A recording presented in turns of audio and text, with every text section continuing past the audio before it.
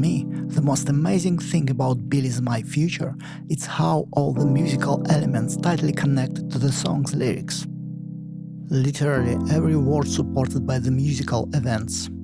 So, let's dive in. I'll use some notation examples here and there, but you don't have to be a music theory expert to get the message.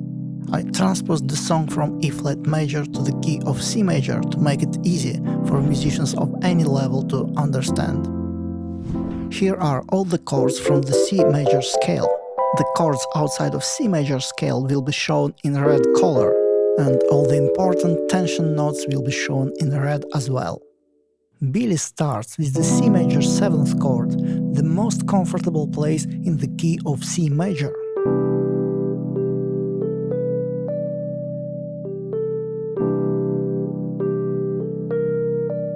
The following chord, C dominant 7th, not belongs to the C major scale, and that flat 7th creates some tension supported by the lyric line, and you don't seem to notice. This is the first conflict starting to grow right there. The C dominant chord does what it is supposed to do.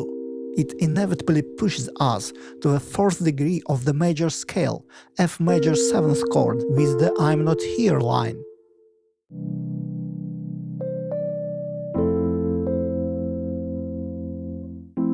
The F chord in the key of C major represents distancing from the C major chord as far as possible, because the F note is most remote in relation to the C note by a circle of fifths.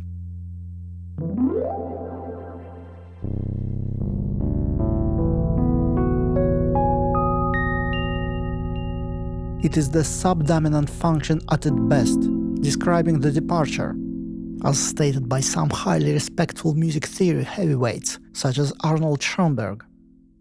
We are getting away from home, not only metaphorically but musically.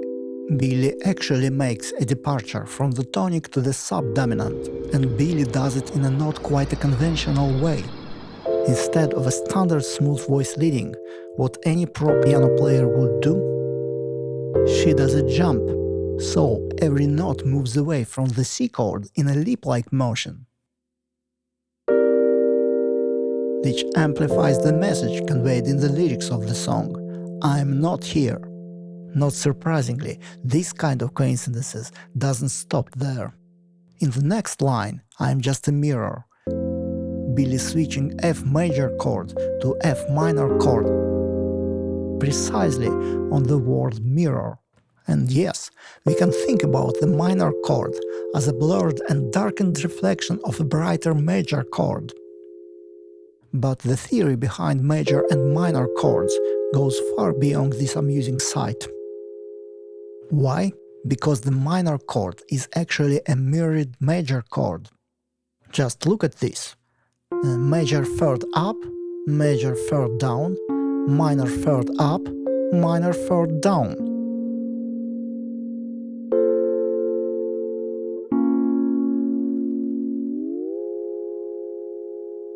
What she and Finneas are reading, Ernst Levy books for breakfast?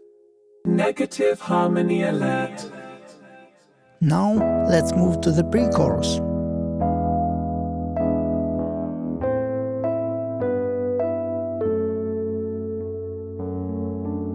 The tension is going through a roof here.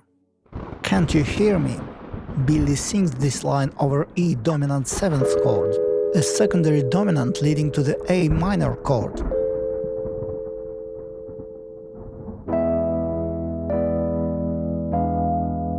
Every note in this particular melody line has a meaningful function. Can't, the root of the chord. U, the flat 7th, building up the tension. Here, the flat 9. The interval of a minor ninth, or a flat 9, is widely considered the most dissonant interval in Western music. Thank you, Adam. This is the climax of tension, by the lyrics and by the music in a perfect combination. Can't you hear me?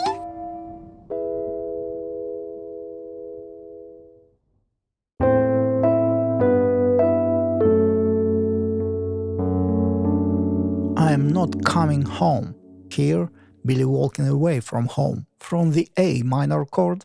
which feels like a sad home after E dominant 7th, by unstable inversion of E minor to the D major chord, which is an entirely new place, because D major chord does not belong to the key of C major, nor it behaves as a secondary dominant, which must lead us to the G chord. Instead, it goes to the F major, creating even bigger contrast. D major feels more like a modal interchange chord, borrowed from the parallel key or mode. Modal interchange.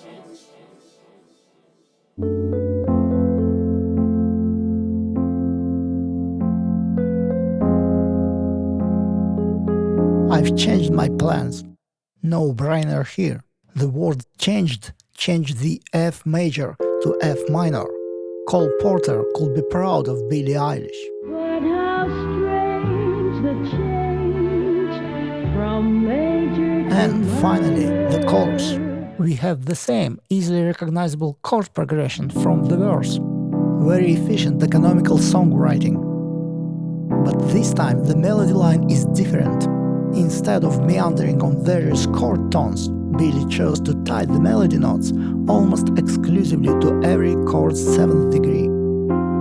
But here, the 7th degree of each chord rarely getting its resolution. This builds up the endless expectation of something that's about to happen very soon, and this feeling perfectly aligns with the chorus lyrics. Well, here we have the prime example of songwriting from Billie E. Finneas. And the question is, who now feels confident enough to enter that big songwriting game?